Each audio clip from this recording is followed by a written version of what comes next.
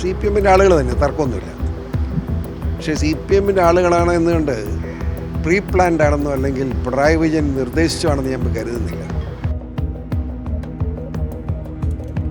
മുഖ്യമന്ത്രിയുടെ ഓഫീസും ഒരു കാരണവശാലും ഇതിൽ രാഷ്ട്രീയം കലർത്താൻ പാടില്ല എന്ന് ഡയറക്ഷൻ കൊടുത്തിട്ടുള്ളതായിട്ടാണ് ഞാൻ അറിയുന്നത്.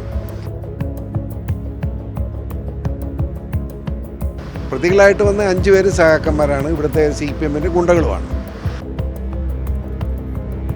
കൊല്ലാനുള്ള ശ്രമമായിരുന്നു, അതാണ് അതിനകത്ത് പ്രധാനപ്പെട്ട കാര്യം. അതായത് കാർ ഓടിക്കുകയായിരുന്നു ഷാജൻ, അല്ലെങ്കിൽ ഇതിൽ കൂടുതൽ ആക്രമണം ഉണ്ടായേനെ.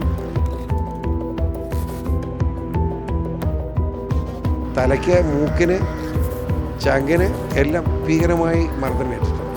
ഒരു വാർത്ത കൊടുത്താൽ കൊല്ലും എന്ന് വന്നാൽ പിന്നെ ഒരു വാർത്ത ഇവിടെ എല്ലാം മൂടിപ്പിഞ്ഞ് പൊക്കോട്ടെ, എളുപ്പമുണ്ടല്ലോ. സാർ, ഷാജൻ സ്കറിയയ്ക്ക് ഇപ്പം മർദ്ദനമേറ്റിരിക്കുകയാണ്. എന്താ സി പി എമ്മിൻ്റെ പ്രവർത്തകരാണ് എന്നാണ് പുറത്തു വരുന്ന വിവരങ്ങൾ. സി പി എമ്മിൻ്റെ ആളുകൾ തന്നെ, തർക്കമൊന്നുമില്ല. പക്ഷേ സി പി എമ്മിൻ്റെ ആളുകളാണ് എന്നുകൊണ്ട് പ്രീ പ്ലാൻഡ് ആണെന്നോ അല്ലെങ്കിൽ പിണറായി വിജയൻ നിർദ്ദേശിച്ചാണെന്ന് ഞാൻ കരുതുന്നില്ല. അതിന് കാരണം പോലീസിന് നടപടിയാണ്. ഇപ്പോൾ നിയമം അനുസരിച്ചുള്ള 307 ഉൾപ്പെടെയുള്ള സെക്ഷനൊക്കെ ഇട്ട് കേസെടുത്തിട്ടുണ്ട്. വളരെ സത്യസന്ധമായിട്ടാണ് കേസെടുത്തിരിക്കുന്നത്. പോലീസ് ഓഫീസർമാരെല്ലാം വളരെ മാന്യമായി ഈ കേസിൽ ഇടപെട്ടിട്ടുണ്ട്.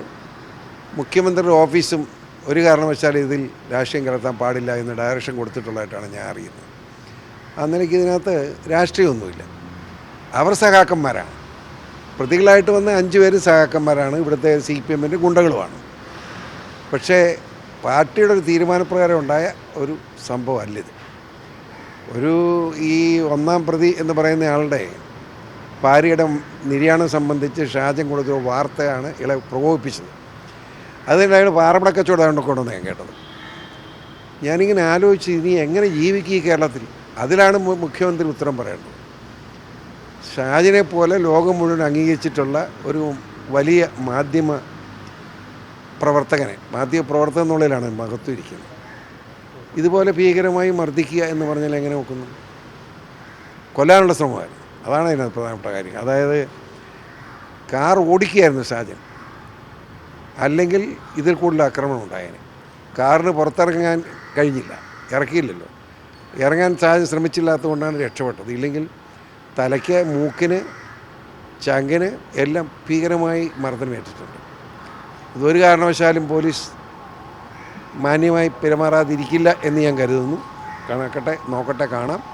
ഇല്ലെങ്കിൽ ഇത് ശക്തമായി പ്രതികരണം ഉണ്ടാവും, ഒരു സംശയം വേണ്ട.